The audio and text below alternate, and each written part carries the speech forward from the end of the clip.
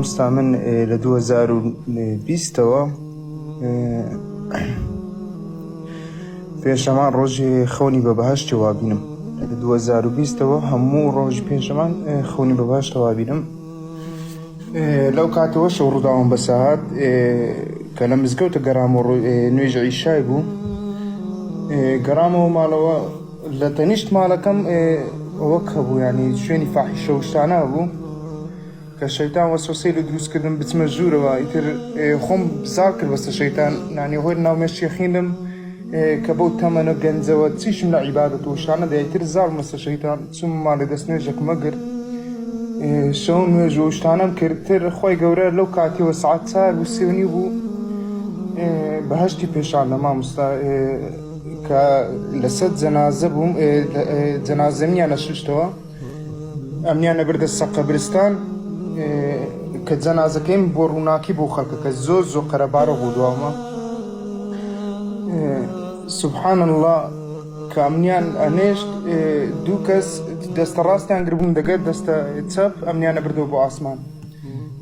کە ئەمنیان بەرزە کردەوە بۆ ئاسمان، نانی بۆ نەچی خۆشم لێ داهات، خۆشم هەستە کرد. سبحان الله لەو کاتیەوە ئەمنیان بردە لای دەرگایەکی زۆر گەورە، دەرگای ڕەیان نووسرا بوو. لە پێش دەرگایەکەش حارس الباب کە حارس الجەنە بوو، مامۆستا محەممەدی مەلافایەک لە پێش دەرگە دانیش بوو. سبحان الله بانجی کردم، وتوێرە ماچێکم دێ ماچی کردنەوە لەوە وتم مامۆستا ئەمێ بگەڕێمەوە، چۆن پێغەمبەر صلی الله علیه و سلم باسی کردێ و کەسێ بمری هەر حەزێکا بگەڕێتەوە، نانی کەس و کاری ببینی. وتم مامۆستا حەزم بکەم بگەڕێمەوە لە دنیا کەس و کارەکەم ببینم.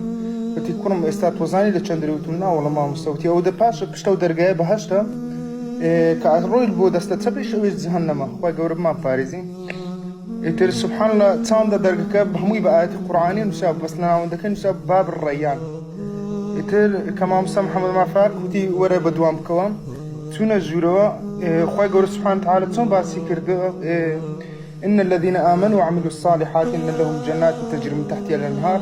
ئەو ئەنهارانە هەموو ڕۆژی پێنجشەمانێک بە چاوی خۆمە بینم، هەموو ئەنهارەکان، یعنی دووبارە ئەبیتەوە ئەنهاری عەسەل بوو، ئەنهاری شەراب بوو لەگەڵ نەهری شیر. نانی ئەوانە سبحان الله هەموو ڕۆژی پێنجشەمەک بە چاوی خۆ بینم کە پێنجشەمەکەی ئەنوم ئەسانم ئەو خەونە دێتە بەرامبرم.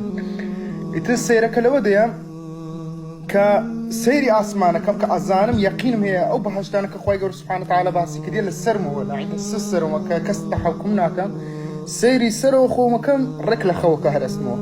ئیتر سبحان الله ئەوە کات لەو کاتش بوو دەیە لە 2020 تا ئەو ڕۆژ هەموو ڕۆژی پێنجشەمانەکە پێنجشەمەکە بنوم ئەزانم کە ئەو خەونەیە بینم. سبحان الله نفسی کات مامۆستا لە سەعات 4 بۆ 5 هەمیشەوە بوو، یعنی کە لە خەونەکەش هەرستم قالم هەمووی پڕ ئاو بوو. ئیتر نازانم حکمەتێکی دەبی لەو خەونە هەبێت تاوانەوە حکمەتی خۆی گەورە سبحانه وتعالى. حکمەتەکە براکەم دیارە وازحە، تۆ ڕێکاری فاحیشە بکەیت لەبەر خوا وازت لەو شتە هێناوە، طبعا نەبێ خۆی گەورە لە مقابلە بەهەشتت پێ ببەخشێت.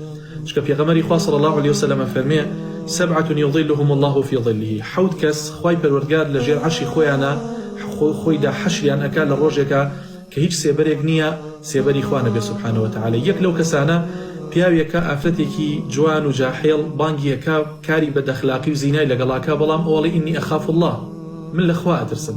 و ئینشاڵڵا تۆش یەکێکی لەو گەنجانە، بەڵام ئەوەی کەوا گرنگە بۆ تۆ عەقیدەیەکی جوان، باوەڕبوونێکی تەواو بە الله جل جلاله و ئیشکردن بۆ ئیسلام و لە خزمەتی موسڵمانان هابە تا ئەکرێ خۆت بۆ خوا یەکلا بکەرەوە ئینشاءڵڵا.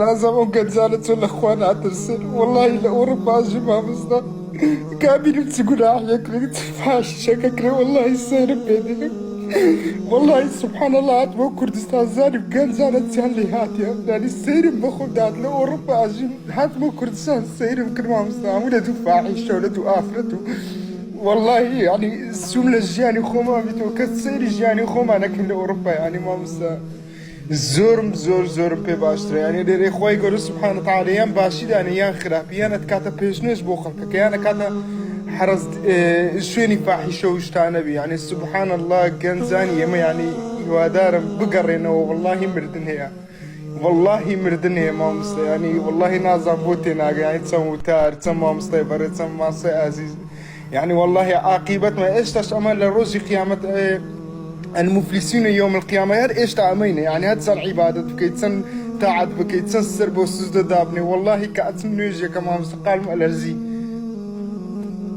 بسو ايش على خودك اخوي قورا ونيجم لي ورنقري ان شاء الله اخوي قورا قطار ماك لو قيامتي ما مصطفى خۆی گەورە استقامەت پێ بەخشێ براکەم خۆی گەورە لە فیتنە و لە ئاشوبی ئەم وڵاتە ئەو وڵاتە لە ئەم زەمانە بمان پارێزیەوە بەتایبەت جەنابەت کە لە وڵاتی ئەڵمانیای ئەزانم فاحیشە و خراپەکاری لێیە زۆر زۆرە خۆی گەورە گەنجانی وڵاتی ئەمەش بپارێزی یا ڕەبی جزاک الله خێرن براکەم ما مصطفى بارك الله في خوي قور ليت رازي بي خوي قور ما داش ان شاء الله زوز سباس تك ما مصطفى جزاك الله خيرا براكم جزاك الله خير